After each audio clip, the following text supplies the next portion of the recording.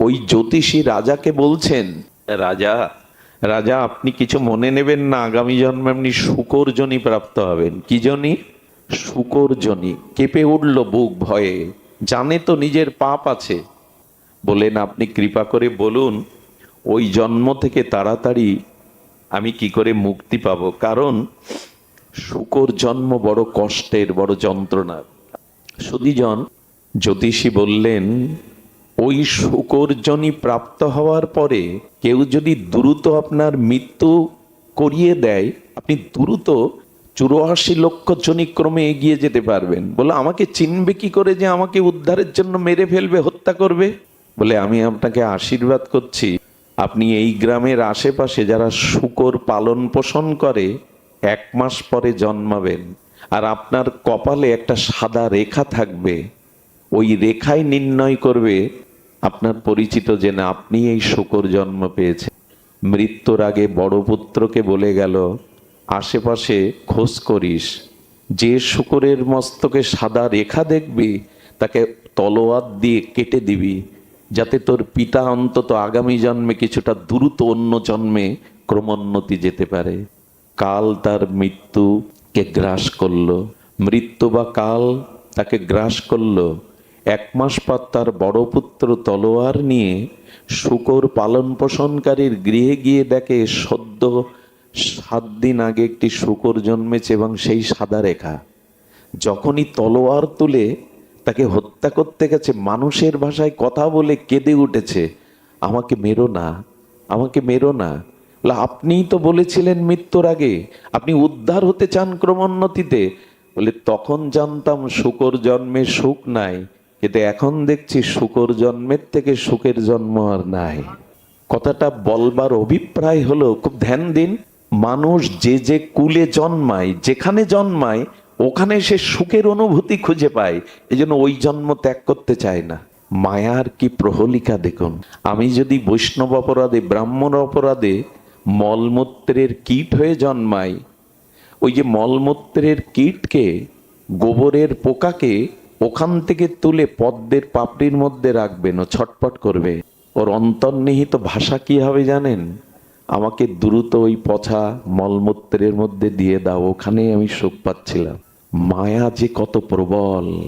ওই বলে গেল আমাকে মেরে ফেলিস, তোর বাবা হয়ে যাতে উদ্ধার হতে পারি দ্রুত, ওই বলছে মেরো না। আরে প্রহ্লাদ মহারাজ নরসিংহদেবকে বলছেন সবার পাপকে আমায় দিয়ে সবাইকে উদ্ধার করো। নৃসিংহদেব বললেন ভক্ত যা চাই আমি তা মঞ্জুর করি, বলো কাদের উদ্ধার করতে চাও। প্রহ্লাদ যাদের দিকে তাকিয়েছিলেন, যাদের কথা ভেবেছিলেন, বললেন সব উদ্ধার হয়ে যাবে, কিন্তু আগে দেখো তারা উদ্ধার হতে চায় কিনা। প্রহ্লাদ সবার কাছে গিয়ে বললেন বৈকুণ্ঠের বিমান এসছে, আপনারা যাবেন না? বলে আমার ছেলের বিয়ে বাকি তো, আমার মেয়ের বিয়ে বাকি তো, আমার এখন এই 7টা মেটেনি। বিস্ময়কর চোখে প্রহ্লাদ দেখছে যে বৈকুণ্ঠকে থেকেও রাজি না, সংসারের সবাই সংসার সুখে ব্যস্ত। আচ্ছা, একজনকে না নিয়ে গেলে অপমান হবে বলে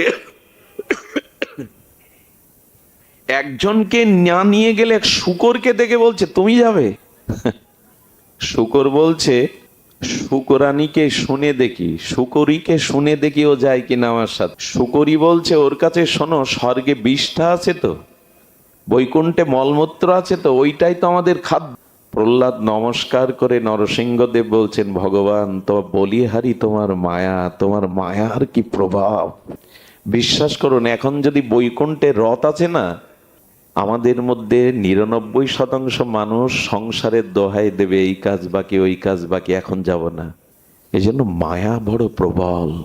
ওই পিপীলিকা তখন বলছে প্রত্যেকটি জীব স্ব জন্মে ওখানে সুখের অনুভব পায়, এই জন্য কেউ যেতে চায় না। আমি যাব না, মরতে চাই না আমি, ক্ষমা করবেন, মরতে চাই না আমি। আর কি বললেন জানেন? কথাগুলি কথা নয়, অমৃত। পিপীলিকা যা বললেন, ব্যাসদেবের চোখ বড় বড় হয়ে গেছে। উনি বললেন প্রভু, পিপীলিকা তো 2 মাস 4 মাস আয়ু পায়, আপনি নিজেও জানেন এমন এমন প্রাণী আছে যে এপাশে জন্মায়, এপাশ ফিরতে গিয়ে মারা যায়।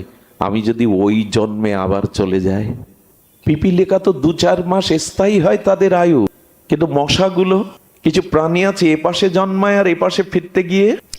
এবার আপনাদের কাছে আমার সবিনয় নিবেদন, আমাদের কত জন্ম, কোটি না, অদ্ভুত না, পরার্ধ কোটি জন্ম হয়ে গেছে, তারপরে ভগবানের বিশেষ কৃপায় আমরা মানুষের জন্ম পেয়েছি। একবার ভাবুন তো, ওই 84 লক্ষ জনি ভ্রমণ করতে করতে ক্রমবিবর্তন হতে হতে মনুষ্য জন্ম পেয়েছি, তারপরে সনাতন ধর্মে জন্মগ্রহণ করার ভাগ্য পেয়েছি, যেখানে শ্রীরামকৃষ্ণ জগৎবন্ধু এরা এসেছে। সেই মাটিতে জন্মেছি যে মাটিতে গড়াগড়ি দিলে ভক্তি হয়।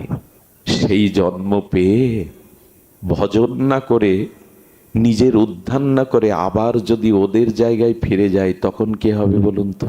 দয়া করে নিজের উদ্ধার করুন, আর যেন পতন দিকে না যেতে হয়। পৃথিবীতে এমনও প্রাণী আছে এই মুহূর্তে জন্মালো, এই মুহূর্তে মরল, কত কোটি বার এভাবে ক্রমচক্র চলছে। ব্যাসদেবের চোখে জল এসে গেছে ওর কথা শুনে। একটা প্রশ্ন, পিপীলিকা তার পূর্বজন্মের কথা বলছে কেন? এখন তো মানুষ যুক্তি ছাড়া কোনো কিছু নেয় না। পিপীলিকা পূর্বজন্মের কথা মনে আছে কি করে? কি বলল জানেন? ব্যাসদেব বললেন, তোমার পূর্বজন্মের স্মৃতি মনে আছে কেন জানো?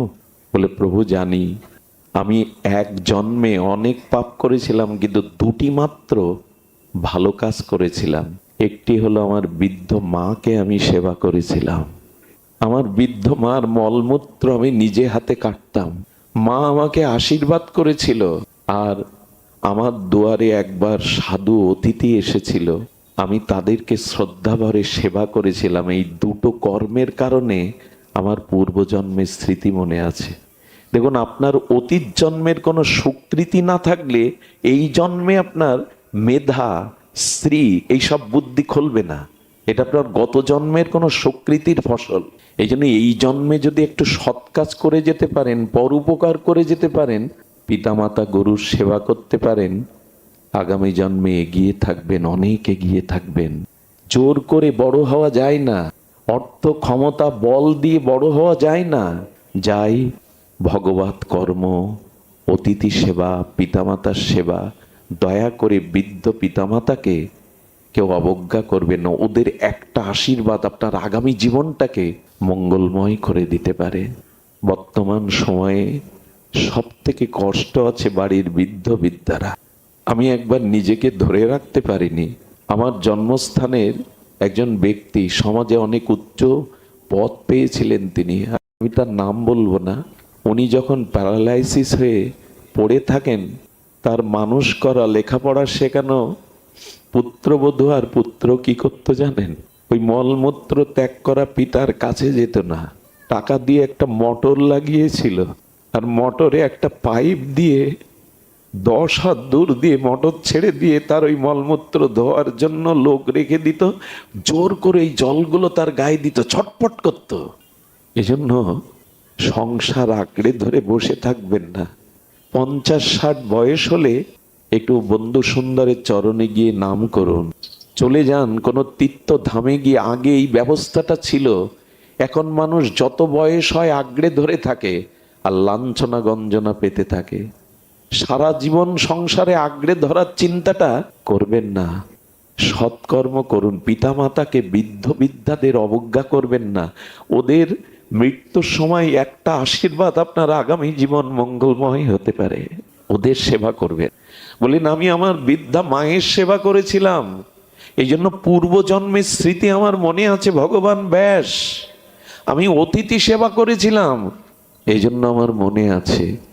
ব্যাসদেবের চোখে জল এসে গেল। এতটুকু পিপীলিকা বলে কি? সদীজন, ব্যাসদেব বললেন, তুমি এই জন্ম ত্যাগ করো, তবে আগামী কিছু জন্ম, একটা ক্রম আছে তো, এত লক্ষ এই জন্ম, এত লক্ষ এরকম ভাগ আছে না, 20 লক্ষ, হ্যাঁ, পশু জন্ম, 30 লক্ষ পশু জন্ম, 11 লক্ষ কৃমি কীট। এইভাবে বিজ্ঞানও অনেকটা এগিয়েছে ক্রমবিবর্তনে, যে মানুষ কিভাবে আজকের মানুষ। ধ্যান দিন। বলেন, তোমার আগামী কিছু জন্ম আরো নিচকুলে, পশুকুলে জন্মাতে হবে, একটা ক্রম আছে তো। তবে জেনে রাখো, তুমি যে কুলেই জন্মাও, আমি ব্যাসদেব প্রতিজ্ঞা করছি, আমি তোমাকে কৃপা করতে তোমার সঙ্গ দেব। এই দেখুন সাধু সঙ্গের মহিমা। বহু জন্মের ভাগ্য না হলে সাধু সঙ্গ হয় না। বলেন আগামী যে কুলেই তুমি জন্মাবে আমি তোমার সঙ্গ দেব। আর শুনে রাখো, এইভাবে ক্রমবিবর্তনে একদিন তুমি ক্ষত্রিয় হবে, একদিন তুমি ব্রাহ্মণ কুলে জন্মাবে, আর তোমাকে পূর্ণ জ্ঞান দিয়ে তোমাকে ভগবানের চরণে পৌঁছে দেওয়ার দায়িত্ব আমার থাকলো। সাধু পারে, এই জগতে শ্রীগুরু বৈষ্ণব সাধুগণই পারে আপনার উপায় করে দিতে। সত্যি কথা বলতে কি, ভগবানের কৃপা অগ্রে না আগে না, গুরু কৃপায়। বন্ধু সুন্দরের প্রিয় আমার দাদাজি মহারাজ বলছিলেন, ভগবানের পিছনে ছুটে কিছু পাবেন না। তুলসীদাস গোস্বামী বললেন, যদি কখনো কৃষ্ণ আর শ্রী গুরুদেব, শ্রীকৃষ্ণ আর গুরুদেব আপনার দুয়ারে এসে দাঁড়ায়, কাকে প্রণাম করবেন আগে?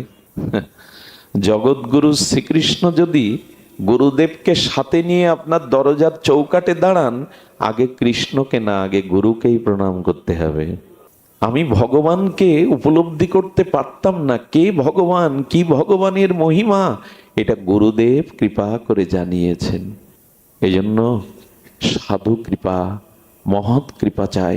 সুধীজন, এভাবে ওই ঘোড়ার গাড়িতে তখন মৃত্যুকে আর ভয় নেয়। একটা কথা বলি, একমাত্র ভক্তি লাভ হলেই, মহৎ শ্রী গুরু কৃপা, সাধু কৃপা লাভ হলে তখন মানুষ মৃত্যুকে আর ভয় পায় না। পরীক্ষিত মহারাজ কিন্তু মৃত্যুতে ভয় পেয়েছিলেন প্রথমে।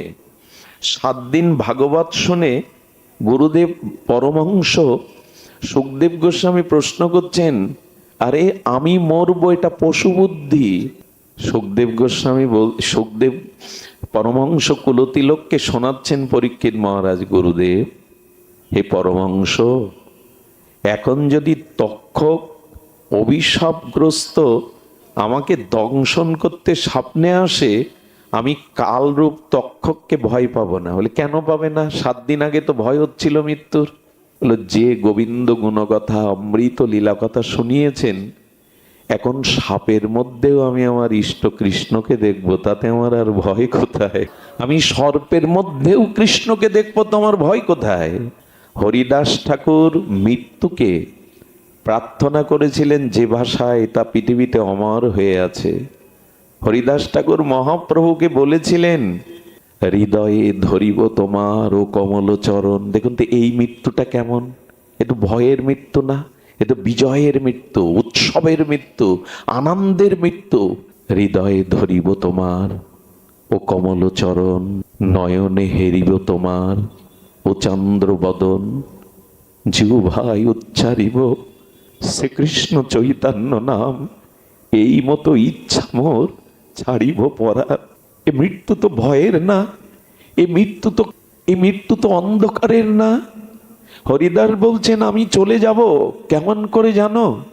তোমার কমল চরণ দোকানা বুকে ধরব, আমার নয়ন ভৃঙ্গ ভ্রমর তোমার কমল বদনের ওই অমৃত মাধুর্য পান করতে করতে, জিহ্বায় শ্রীকৃষ্ণ চৈতন্য, শ্রীকৃষ্ণ চৈতন্য বলতে বলতে আমি চিরদিনের মতো তোমাতে কই এই মৃত্যু তো ভয়ের না। আগে থেকে প্রস্তুতি নিন, যাতে মৃত্যুর সময় অন্তত ভগবানের চরণ স্মরণটা হয়, বন্ধু সুন্দরের মুখের বদনটা নয়নে ভেসে ওঠে। কারণ ওই বদন চোখের সামনে মৃত্যুর সময় আসলেই আর আপনার পরাগতি ছাড়া, শ্রেষ্ঠ গতি ছাড়া নিম্ন গতি হবে না। কিন্তু প্রস্তুতি তো চাই। এই জন্য ভগবানের কাছে প্রার্থনা করবেন, মৃত্যু তো আসবে, সেদিন যেন পিতামাতা, স্ত্রী পুত্র কারো মুখ না মনে পড়ে, সেদিন যেন তোমার মুখখানা, তোমার চরণটাই মনে পড়ে, অন্য কোনো দৃষ্টি যেন আমার ওদিকে না যায়। এই জন্যই তো ভগবানকে স্মরণ করতে হয়। ভক্ত প্রশ্ন করেছিল, ভগবান মৃত্যুর সময় অনেক মানুষের স্মৃতিশক্তি লোপ পায়, চেতনা থাকে না, তখন যদি অবচেতন হয়ে তোমার নাম না নিতে পারে? ভগবান বললেন, যারা গুরুচরণ আশ্রয় করে সারা জনম আমার ভজন সাধন করে, মৃত্যুর সময় তার চেতনা লুপ্ত হলে আমি তার হৃদয়ে বসে তার হয়ে ভগবানের নাম করিয়ে নেই। ও দায়িত্বটা তখন আমার উপরে এসে পড়ে। আহা, ও দায়িত্বটা তখন আমার উপরে এসে পড়ে। সারা জীবন তুমি আমাকে ভজন করেছো, এখন আমার দায়িত্ব তোমার হয়ে ভগবানের নাম করে দাও। এ আমার আবেগের কথা নয়, খুব ভুল হয়ে যাচ্ছে আমাদের। ভজন না করে খুব ভুল হয়ে যাচ্ছে। কুকুর শুকরে জন্মালে তো কিছু করতে পারবো না। সংসার করতে হয় বলে এরকম মেতে থাকতে হয়, খাওয়া পরা ভোগ বিলাস আনন্দ ফুর্তি নিয়েই কাটাতে এসছে জীবন। তবে বন্ধু সুন্দর কি ভুল করলো? কান্তি বন্ধু ব্রহ্মচারী মহারাজ কি ভুল করলো? এই সাধু সন্ন্যাসীরা রূপ সনাতন কি ছেঁড়া কাঁথা গায়ে দিয়ে, রাজমন্ত্রী তারা তারা বৃন্দাবনের ধুলাই ছেঁড়া খাতা গায়ে দিয়ে পড়ে থাকে, তারা কি ভুল করলো? না, ভুল আমরা করছি। সংসার চিরদিন থাকবে না, রূপ যৌবন এই গৃহ থাকবে না। একটা মূল্যবান কথা কি জানেন? জন্মের সময় আমি স্ত্রীকে সাথে নিয়ে আসিনি, পুত্র কন্যাকে সাথে নিয়ে আসিনি, পিতামাতাকেও সাথে নিয়ে আসিনি, আবার মৃত্যুর পরেও এদের সাথে নিয়ে যাব না, সম্বন্ধ থাকবে না। মাঝগানের এই কটা দিন এরাই সব হয়ে গেল, ভগবানকে ভুলে গেলাম। অথচ জন্ম জন্মান্তরে তো ভগবানই আমার। চক্ষু দান দিলা যেই, জন্মে জন্মে প্রভু সেই। গুরুদেব তো এক জন্মের নয়, রাধারানী তো এক জন্মের নয়, আমার গৌর সুন্দর তুমি এক জন্মের নয়, জন্ম জন্মান্তরে। তাকে ভুলে থাকাটা ঠিক না। সাধু সঙ্গে আসলেই বিবেক জেগে ওঠে মানুষের। আমাকে কিছু করতে হবে, দ্রুতই করতে হবে, সময় ফুরিয়ে আসছে। এই জন্য সাধু সঙ্গে তদোদয়ে তো বিবেক, বিবেক জেগে ওঠে। এটা আর কোথাও ওঠে না, বিশ্ববিদ্যালয়েও ওঠে না, সাধু সঙ্গেই বিবেক জেগে ওঠে। এরপর এই পিপীলিকা আরো কত প্রাণী কুলে জন্মালেন, শেষে ক্ষত্রিয় কুলে জন্মালেন। তখনই ব্যাসদেব আবার এলেন। এই যে আপনাদের সাথে তো আমার কোনো রক্তের সম্পর্ক নাই, কোনো স্বার্থের লেনা দেনা নেই, কিন্তু অনেক মুখ দেখে মনে হয় আপনারা আমার অনেক জন্মের চেনা, যেন আপনাদের কোনো জন্মে। আসলে এই যারা স্বজাতীয় সঙ্গ করে এক জন্মের না, এটা অনেক জন্ম ধরে করে আসছেন আপনারা, এটি এক জন্মের না। ব্যাসদেব আবার এসেছেন, এসে বলছেন ক্ষত্রিয় হয়ে জন্মেছ, মানুষের দান ধ্যান করো, মানুষের ভয় দূর করো, আর 50 পেরিয়ে গেলে ভগবানের ভজনে মনোনিবেশ করো। ছোটবেলায় স্কুলে মনে পড়তো, শেষের ক্লাসে মন বসতো না, মনটা চলে যেত কখন ঘন্টা পড়বে। ছাতা ব্যাগ জলের বোতলগুলো গুছিয়ে নিতাম, দৌড় দেব, মুক্তির আনন্দে ছুটি হয়ে গেছে, এই জন্য বাচ্চাগুলো সব গুছিয়ে নিত। আমরা গোছাচ্ছি তো ঘন্টাটা পড়বে সামনে, আমরা গোছাচ্ছি তো চলে যাওয়ার। একটা অদ্ভুত কথা কি জানেন? গর্ভে মাতৃগর্ভে সন্তান এলে অনেক প্রস্তুতি নেয় মানুষ। তার ওজন কেমন, কমাস হলো, তাকে তার অবস্থানটা কেমন, নেয় না? কত প্রস্তুতি নেয় না? ঠাকুরমা কাঁথা সেলাই করতে শুরু করে, কেউ খেলনা কিনে রাখে। জন্ম হবে বলে এত প্রস্তুতি, মৃত্যুর প্রস্তুতি নিয়েছ তো? জন্মের জন্য এত প্রস্তুতি, মৃত্যুর প্রস্তুতি নাই বলে সেটা আবার কেমন? বলে মৃত্যুর প্রস্তুতি হলো আগামীকালের সূর্য আমার জন্য নাও উঠতে পারে, তাই যা করার এই সময়ের মধ্যে করে নাও, ভগবত স্মরণটা করে নাও, আগামীকাল সূর্য আমার জন্য নাও উদয় হতে পারে। এ কি মানুষকে আবেগ দিয়ে বলা কথা? এই জন্য গীতায় বলছেন তস্মাৎ সর্বেষু কালেষু মামনুষ্যর যুদ্ধ চ। আর মহাপ্রভু আমার বঙ্গজননীর ভাষায় তিনি বলে গেলেন, খাইতে শুইতে উঠিতে বসিতে যথা তথা নাম লও। নিঃশ্বাসকে বিশ্বাস করবেন না, ভুল হয়ে যাবে। এই জন্য বললেন ভজন করো, আগামী জন্মে তুমি ব্রাহ্মণ কুলে জন্মাবে, আর এই ব্রাহ্মণ কুলে জন্মালেই তুমি পূর্ণাঙ্গ ভগবত কৃপার অধিকারী হবে। ব্যাসদেব অভয় দিলেন, ভজন করার কৃপা সঞ্চার করলেন, ভজন করে দেহ ত্যাগ করল। পরবর্তীকালে ইনি ব্রাহ্মণ কুলে এসেছিলেন এবং পূর্ব সংস্কার অনুযায়ী বৈষ্ণব ব্রাহ্মণ হয়েছিলেন। ব্রাহ্মণের মধ্যে যদি ভক্ত বা বৈষ্ণব ব্রাহ্মণ হয় তাহলে জানবেন সে সোনায় সোহাগা। মহাপ্রভু বলেছে ব্রাহ্মণ কুলে জন্মানোটা ভাগ্যের বটে, কিন্তু ব্রাহ্মণ কুলে জন্মে যদি হরি ভজন না হয়, ভগবত ভক্তি না হয়, তবে এই উচ্চকুল তোমার কিছু করে দেবে না। ব্রাহ্মণ কুলে জন্মাতে পারো তুমি পূর্ব সুকৃতিতে, কিন্তু হরি ভজন বিমুখ হলে ওই উচ্চকুল তোমার কিছু করে দেবে না। কই মহাপ্রভু তো ব্রাহ্মণ কুলে এসেছিলেন, অভিমান করেননি তো। মহাপ্রভু তো ধুলাই লুটাচ্ছে, কই উনি তো অভিমান করেননি। এই জন্য উচ্চকুলে জন্মালেও হরিভক্তি পরায়ণ হতে হবে। এই ব্রাহ্মণ সারা জীবন অধ্যয়ন অধ্যাপনা যজন যাজন ইষ্ট ভজন করে গেলেন। ব্যাসদেব তাকে কৃপা করে বললেন, আগামী জন্মটাই তোমার সার্থক জন্ম হবে। এর পরের জন্মই হলো ইনি মৈত্রী মহর্ষি ঋষি হয়ে জন্মালেন, মৈত্রী হয়ে। কোথায় কীট পিপিলিকা আর কোথায় আসছেন উনি? একটাই কেবল পথ, উনি ব্যাসদেবের কৃপা পেয়েছিলেন, সাধু কৃপা গুরু কৃপা পেয়েছিলেন। ইনি এসেছিলেন, ওনার মায়ের নাম ছিল মিতা। মিতা থেকে ওনার নাম হয় মৈত্রীয়। এই মৈত্রীয় রূপে জন্মানোর সাথে সাথে তার ভেতরে শশীকলার ন্যায় বাড়তে বাড়তে ভগবত স্পৃহা জাগলো। আমি আপনাদের একটা কথা অনুরোধ করে বলি, অবশ্য ফরিদপুরের মাটিতে কথা বলা আমার মানায় না, অন্য মাটিতে বলা যায়। সিলেটের মাটিতে, শ্রীহট্টের মাটিতে, ফরিদপুরের বৃহত্তর ফরিদপুরের মাটি খুব পবিত্র। এখানে ভগবানের অনেক প্রিয় পার্ষদ, বিশেষ করে বন্ধু সুন্দর, আমাদের স্বামী প্রণবানন্দ, অনেক মহাপুরুষ এসেছেন। আর বন্ধু সুন্দর তো স্বয়ং রাধারানীর পরম মাধুর্য কৃপা নিয়ে এলেন।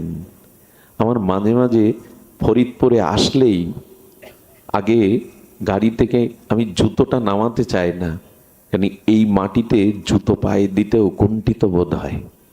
মনে হয় এই ধুলায় এখনো বন্ধু সুন্দরের চরণধুলি মাখানো আছে, এই বাতাসে এখনো ওনার ভজন অনুভূতিগুলো মাখানো আছে। আপনারা ফরিদপুরবাসী ধন্য কেন জানেন? ফরিদপুরবাসী ধন্য, ভগবান বা তার প্রিয় পার্ষদ যদি কোথাও আবির্ভূত হন, কোন শুদ্ধ ভগবানের প্রিয় ভক্ত যে মাটিতে জন্মায় তার 16 যোজন মাটি ভক্তি স্নাত হয়, পবিত্র থাকে। কয় যোজন? 1 যোজন মানে 2.5 কিলোমিটার। বৃন্দাবন দাস ঠাকুর বলছেন 16 যোজন মাটি পবিত্র হয়ে যায়।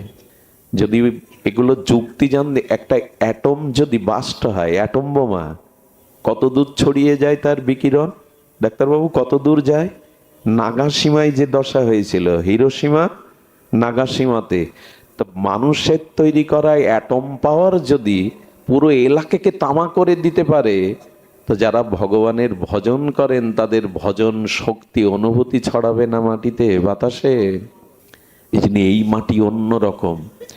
ফরিদপুরের মানুষদের অভাব কম, বিশেষ করে যেখানে মহাপুরুষদের আবির্ভাব হয় ওখানে ঐশ্বর্য লক্ষ্মী এসে ভগবানের সেবা করে।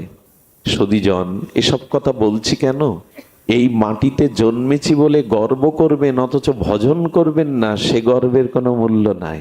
মানুষ মনে করে কি বৃন্দাবনে গেলেই, ওখানে বাস করলেই, মহাপুরুষের আবির্ভাব স্থলিতে জন্মালেই হয়ে গেল, এমন না।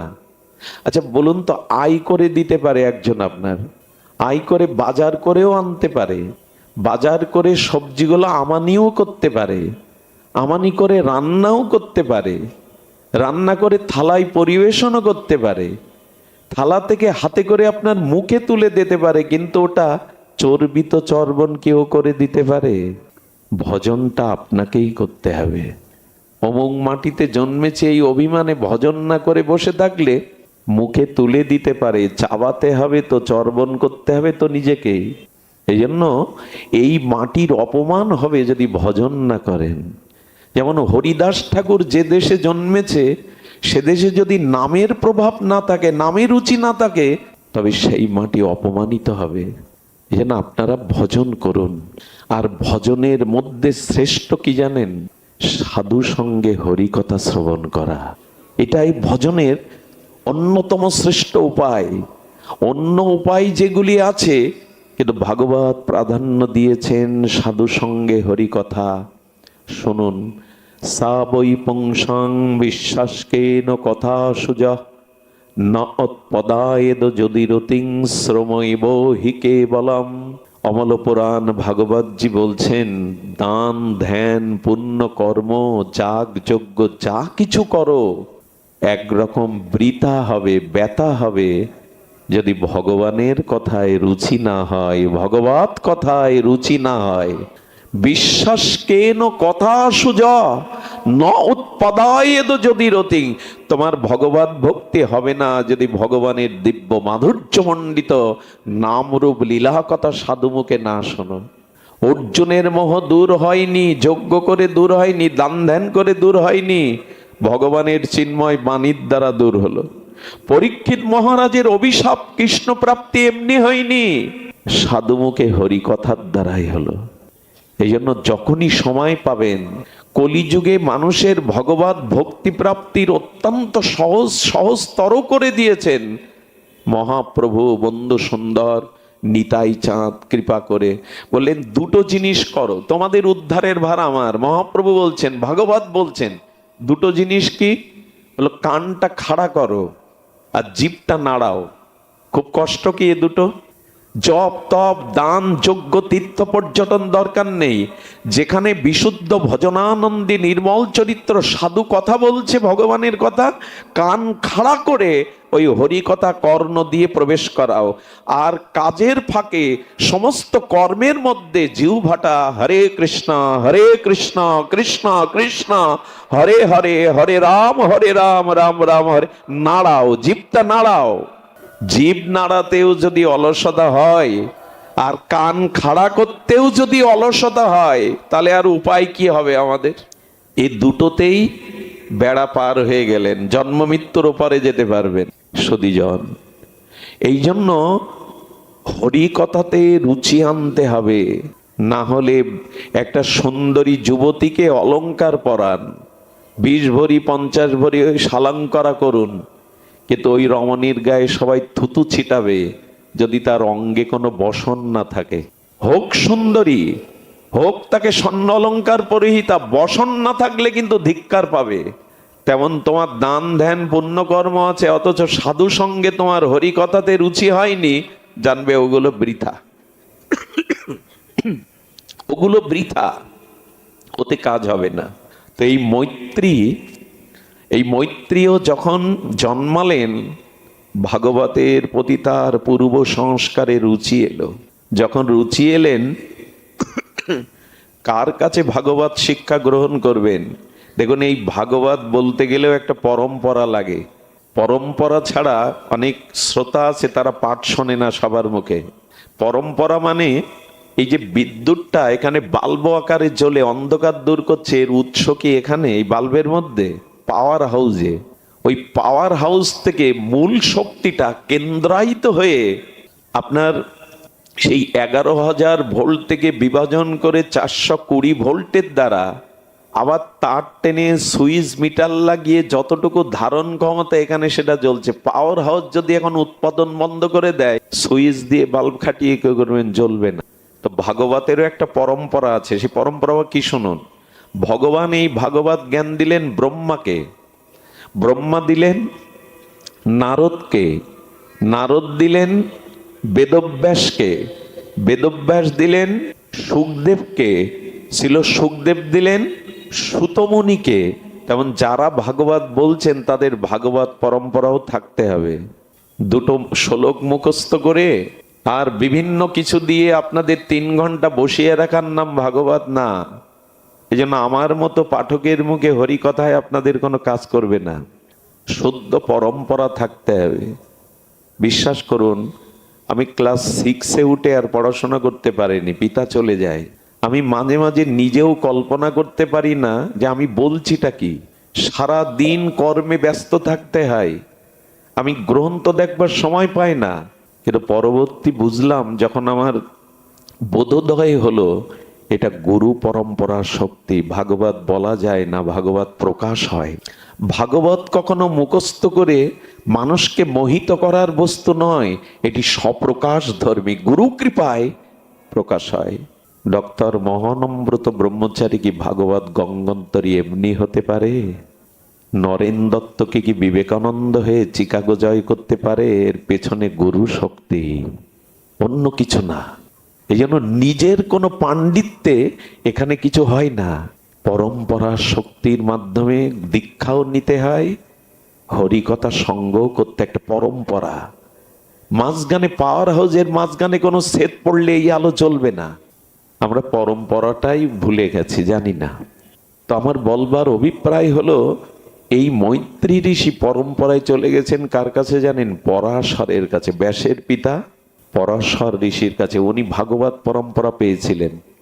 ওনার কাছে গিয়ে যখন ভাগবত শিক্ষা গ্রহণ করলেন, বললেন, গুরুদেব আমি লেখাপড়া জানি না, গুরু কৃপায় ওর মধ্যে ভাগবত প্রকাশ ঘটিয়ে দিলেন। কিন্তু ভাগবতের যথার্থ প্রকাশের অধিকারী হয়েছে কিনা একটা পরীক্ষা নিলেন। পরীক্ষা ছাড়া তো আমরা আমরা তাদের চরণ কৃপা পেতে পারি না। একটা আধার হতে, একটা পাত্র হতে হয়। খুব ধ্যান দিয়ে শুনুন। মৈত্রীকে বললেন, আমাকে একটু সোনা দক্ষিণা দাও। কি চাইলো? সুবর্ণ, সোনা। মৈত্রী ঋষি ভাগবত বুঝেছেন কিনা, উনি যথার্থ তত্ত্বজ্ঞ হয়েছেন কিনা, গুরুদেব পরীক্ষার জন্য কি চাইলেন? সুবর্ণ। এসে চিন্তা করলেন, কিছু মনে করবেন না, কলি মহারাজ এই স্বর্ণের মধ্যে, সুবর্ণের মধ্যেই পঞ্চম জায়গা চেয়েছিলেন। এই জন্য সাধুগুরু বৈষ্ণবরা সোনা ব্যবহার খুব বেশি করতে চায় না, কারণ সোনার মধ্যে, আচ্ছা আপনি চিন্তা করতে পারেন, পরীক্ষিত মহারাজের মতো বৈষ্ণব কুলতিলক সেখানে মৃগয়া শিকার করতে গিয়ে মুনির গলায় সাপ জড়িয়ে দিল, এই বুদ্ধি ওনার কোথা থেকে এলো? একজন এমন আচার্য, পাণ্ডবদের উত্তরসূরি, গর্বেই যিনি ভগবান দর্শন করেছেন, সে মুনির গলায় সাপ জড়িয়ে দেবে, এই বুদ্ধি ওর কোথা থেকে এলো? বলো, উনি দুর্যোধনের পোশাক আর মুকুটটা পরেছিলেন একদিন, ওই সোয়াতেই তার মধ্যে কলি প্রবেশ করলো, মৃগয়ায় নিয়ে গেল, বুদ্ধি ভ্রষ্ট করে দিল। সুধীজন, উনি বললেন, গুরুদেব আমার কাছে সুবর্ণ চেয়েছেন, কিন্তু সুবর্ণ তো গুরুদেবের চাওয়ার বস্তু না। এই দেখুন কেন অধিকারী হওয়া লাগে। উনি গণ্ডকী নদীর তীরে গিয়ে তপস্যা করে একটা শিলা পেলেন, শালগ্রাম শিলা। ওটাই পরাশরকে উপহার দিয়ে বলছেন, গুরুদেব আপনার সুবর্ণ এনেছি। পরাশর তাকিয়ে বললেন, এটা তো নারায়ণ শিলা, এটা সুবর্ণ কোথায়? হাত জোর করে বললেন, গুরুদেব সুবর্ণ শব্দের অর্থ ধাতু সোনা, আরেকটি অর্থ যদি আপনি কৃপা করে আমাকে বলবার অনুমতি দেন, সুবর্ণ, যার বর্ণ উজ্জ্বল, সু, এই সুবর্ণ একরকম ভগবানকেই বলা হয়। উনি বুঝলেন আমি উপযুক্ত জায়গায় জ্ঞান দিয়েছি, বুঝতে পেরেছে।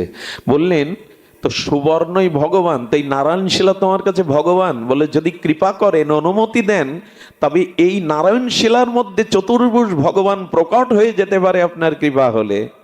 উনি হাত জোর করে স্তুতি করতে লাগলেন, হে ভগবান, ভগবত কৃপা শক্তিতে তুমি প্রকট হও। ওনার স্তুতি শুনতে শুনতে চতুর্ভুজ নারায়ণ প্রকট হয়ে গেলেন, শিলার মধ্যে দিয়ে প্রকট হয়ে গেলেন। এটা যদি পুরাকালে আমাদের বর্তমান সময়ে বৃন্দাবনে রাধারমনকে দেখতে যান না অনেকেই, গোপাল ভট্ট গোস্বামীর সেবিত বিগ্রহ রাধারমন দেখেন না বৃন্দাবনে, অনেকে এর মধ্যে আছেন, গেছেন। এই রাধারমনও শিলা ছিল। গোপাল ভট্ট গোস্বামী ভাত কেঁদেছিল, সব মন্দিরে তোমাকে শৃঙ্গার করে, পোশাক পরায়, তোমাকে যদি একটু পোশাক পরিয়ে শৃঙ্গার করে তোমাকে একটু আরো সাজাতে পারতাম। চোখের জলে প্রার্থনা করে যে সকালে গিয়ে দেখে শিলার মধ্যে দিয়ে রাধারমন প্রকট হয়ে গেছেন, রাধারমন প্রকট হয়ে গেছেন। দেখুন, এই রাধারমন যখন প্রথম প্রকট হয়, তার ঠোঁট বোঝানো ছিল। অবাক হয়ে যাবেন, বৃন্দাবনের রাধারমণের এখন 4-5টা দাঁত বেরিয়েছে, ঠোঁটটা একটু ফাঁকা হয়ে গেছে। আশ্চর্য না? একবার বৃন্দাবনে গেলে গোপাল ভট্ট গোস্বামী রাধারমণ দর্শন, আপনি চোখ ফেরাতে পারবেন না। প্রথমে ঠোঁটটা অধরটা বোঝানো ছিল, কয়েকটা সরু দাঁত বেরিয়েছে, এখন একটু ফাঁকা হয়ে গেছে, নয়ন ফেরাতে পারবেন না। ভগবান ভক্তের ভক্তি ভাবনার কাছে বশ হয়ে যান, ভক্ত যেভাবে তাকে চায়। গদাধর পণ্ডিত গোস্বামী বলছেন, আমি মালা দিতে পারি না, মাজা পড়ে গেছে, এত বয়স হয়েছে, চন্দন দিতে গিয়ে কখনো চোখে লেগে যায়, ঠোঁটে লেগে যায়, উঁচু হতে পারি না, একটু বসতে পারো না ঠাকুর? ইচ্ছা করে একটু চন্দন দিতাম, মালা দিতাম। যেই না রাত্রে বলেছে, সকালে মঙ্গলা দিতে গিয়ে দেখে ঠাকুর পদ্মাসনে বসে পড়েছে। আর যাতে কষ্ট না হয় ভক্তের, ভক্তি থাকলে ভগবান বশ হয়ে যান তার। তো যখন নারায়ণ প্রকাট হয়ে গেছেন, ধন্য ধন্য করে বুকে জড়িয়ে নিলেন, বলেন আজ থেকে ভাগবতের পূর্ণাঙ্গ কৃপা শক্তি তোমার মধ্যে প্রকাশ হোক মৈত্রীয়। তাহলে ভগবানের শেষ উপদেশ শোনার অধিকারী হন। ভগবানের মুখে একটা কথা বলি, অনেকেই বলেন আমি লেখাপড়া জানি না, সংস্কৃতি শ্লোক পড়তে পারি না, আমি কি করব? অনুরোধ করে শেষ করছি, বিশ্রাম শেষ তো করা যায় না, বিশ্রাম করছি। ভক্তি যদি প্রকাশ হয়, লেখাপড়া বাঁধবে না। মহাপ্রভু বলেছিলেন, পৃথিবীতে ভাগবতের সর্ববৃহত্তম শ্রেষ্ঠ টিকা শ্রীধর স্বামীর। কোন নাম বললাম? শ্রীধর স্বামী। মহাপ্রভু বললেন, স্বামীকে যে মানে না সে পতিতা। এ কথাও বলে বসেছেন চৈতন্যদেব, যদি ভাগবত পড়ো, ভাগবত ব্যাখ্যা করো, তবে শ্রীধর স্বামীর টিকায় ব্যাখ্যা করবে। মহাপ্রভুর অনুমোদন। এই শ্রীধর স্বামী বংশ পরম্পরায় কাশীতে জন্মেছিলেন। কাশীর নরসিংহ মন্দিরে উনি অর্চন করতেন নৃসিংহদেবের। কাশীতে বাস করে পরম্পরায়, পণ্ডিত বর্গের পরম্পরা হয়ে লেখাপড়াই জানতেন না, স্কুলে যাননি। 20 বছর নরসিংহদেবকে সেবা করেছেন। আর এই লেখাপড়া না জানা কাশীতে তাকে টিটকারি কাটত। বড় পণ্ডিত, শ্রেষ্ঠ পণ্ডিত, কাশীর সেরা পণ্ডিত, একদল লোক তো থাকে উপহাস করার, চিরকালই থাকে, ওকে বড় কষ্ট দিত। কি পণ্ডিত, কোথায় চলেছেন? লেখাপড়া জানে না তো। একদিন কাশীতে এসছেন দুইজন অধ্যাত্মবিদ, তারা আধ্যাত্ম শিক্ষা, শাস্ত্র শিক্ষা করবে বলে এসেছেন। আর এই সমালোচনাকারীদের পাল্লায় পড়ে গেছে। বলেন ওই লোকের কাছে যান, ওই নরসিংহ মন্দিরে যে আছে, উনি ষড়বিদ শাস্ত্রের পারঙ্গম, ন্যায় দর্শন ভূগোলে ইতিহাসে ওনার ব্যুৎপত্তিগত জ্ঞান আছে। ওনার চরণে পড়ে কাঁদবেন, উনি কিন্তু বিদ্যা দিতে যাবে না। দেখুন কিভাবে উপহাস করছে। ওনার চরণ ধরে কাঁদবেন, উনি বিদ্যা দিলে আপনারা শ্রেষ্ঠ বিদ্বান হয়ে যাবেন। আর এই দুই বিদ্যার্থী গিয়ে ওনার চরণে পড়েছে। চরণে পড়ে বললেন, আপনি কাশীর অন্যতম শ্রেষ্ঠ বিদ্বান, আমাদেরকে বিদ্যা দান করুন। আরে ছাড়ো ছাড়ো, আমি মূর্খ, ওই যে শিখিয়ে দিয়েছে, কথা না দিলে চরণ ছাড়বো না। উপায় না পেয়ে বললেন, ঠিক আছে আমি তোমাদের জানাবো, আপাতত তো মুক্তি পাই। ভোরবেলা নৃসিংহদেবের মন্দিরে গিয়ে তালা দিয়ে বললেন, চললাম প্রভু, তোমার সেবার জন্য আমি বিদ্যা অর্জন করতে পারিনি, স্কুলে যেতে পারিনি, আজ আমাকে কলঙ্ক নিতে হয়, উপহাস শুনতে হয়, আর তোমার সেবা করব না, কোনো বিদ্বানের চরণে বসে বিদ্যা শিক্ষা করব, আমি চললাম। 20টা বছর সেবা করতে গিয়ে লেখাপড়া করা হয়নি। কি ঘটলো, যখন দরজায় তালা দিচ্ছে, নরসিংহদেব ভেতর থেকে বলছেন, আমায় ছেড়ে চলে যাবি? ওরে আমায় ছেড়ে চলে গেলে আমার সেবা কে করবে? তোর মতো প্রাণ ঢালা সেবা তো কেউ করবে না। গুরু গম্ভীর নরসিংহদেব ভেতর থেকে বলছেন, বলেন তাহলে আমি উপহাস সহ্য করব? বলেন কোনো পণ্ডিতের কাছে যাওয়া লাগবে না, আজ থেকে আমার কৃপায়, আমার আশীর্বাদে তোর মধ্যে স্বতঃস্ফূর্ত ভাবে ষড়বেদ, চারিবেদ, ষড়দর্শন, নিখিল শাস্ত্র তোর মধ্যে প্রকাট হয়ে যাবে, যা আশীর্বাদ করেছিলেন নরসিংহদেব। এবং উনি ভাগবতের অদ্বিতীয় টিকাকার। এই দুইজন বিদ্যার্থী সকালে গিয়ে বলছেন, এবার কৃপা করে বিদ্যা দিন। ওদের মধ্যেও প্রকাশ করলেন, এই দুজনকে লিখালেন ভাগবতের বৃহত্তম স্বামীপাদের টিকা, যে টিকা মহাপ্রভু মান্যতা দিয়েছেন। আর আমাদের গৌর আচার্যগণ, আমাদের গৌর মহাজনগণ, গৌর চরণাশ্রিত মহাজনগণ বলেছেন, চারি বেদ ষড়দর্শন পড়িয়াছে যে জন, সে যদি গৌরাঙ্গ নাহি ভজে। আহা, চারি বেদ ষড়দর্শন পড়িয়াছে যেই জন, সে যদি গৌরাঙ্গ নাহি ভজে। বিধাতার অধ্যয়ন লোচন বিহীন জন, অন্ধের দর্পণ কিবা কাজে। আচ্ছা, যতই সুন্দরী হোক, সে যদি জন্মান্ধ হয়, তার সামনে আয়না ধরে কোনো লাভ আছে? অন্ধ ব্যক্তির সামনে দর্পণ রেখে কি লাভ? তেমনি তুমি পণ্ডিত হতে পারো, কিন্তু ভক্তি যদি তোমার না থাকে, ভগবানে অনুরাগ যদি না থাকে, তবে ওই পাণ্ডিত্য তোমার কৃপা ভক্তি লাভে সমর্থ নাই। গৌর চরণ স্মরণ করো, গৌর ভজন করো, ওই গৌর চরণে শরণাগতিতে তোমার মধ্যে বিদ্যা স্বাভাবিকভাবে জেগে যাবে, যেমন স্বামীপাদের জাগলো। তাই কেউ বলবেন না আমি লেখাপড়া জানি না। আরে, একজন গীতা পাঠ করছেন, লোক তাকে নিষেধ করেছে তোমার সংস্কৃতি উচ্চারণ হয় না, ভুল ভাল পাঠ করো, এতে অপরাধ হয়, পাথর ছুঁড়ে ছুঁড়ে মারে। মহাপ্রভু দেখলেন পাথর মারছে, অথচ গীতা পাঠ বন্ধ করছে না। কে? মহাপ্রভু গিয়ে পেছনে বসলেন, দেখছেন শুধু পাঠ করছেন, ভুল বটে, কিন্তু পূর্ণ নিষ্ঠা প্রেমের সহিত চোখের জল বিন্দু বিন্দু ঝরছে। মহাপ্রভু পাশে বসেছেন, একটু পরে প্রভুকে দেখে চরণে এলু, প্রভু আমি মূর্খ, আমি লেখাপড়া জানি না, গীতা পাঠে ভুল উচ্চারণ হয় আমি জানি, কিন্তু কি করব? দীক্ষার পরে গুরুদেব বলেছিলেন, গীতাটাকে নিয়ে প্রতিদিন বসবি, গীতাটা পাঠ করবি। জানেন, বলে তুমি কাঁদছো কেন গীতা দেখে? আমি তো ভালো অক্ষর জানি না, তাই পৃষ্ঠা খুললেই দেখি ওই প্রতিটি অক্ষরের মধ্যে রথের ওপরে আমার কৃষ্ণ জনার্দন অর্জুনকে উপদেশ দিচ্ছে। আমি ভগবানকে দেখেই কেঁদে ফেলি, চোখে জল এসে যায়।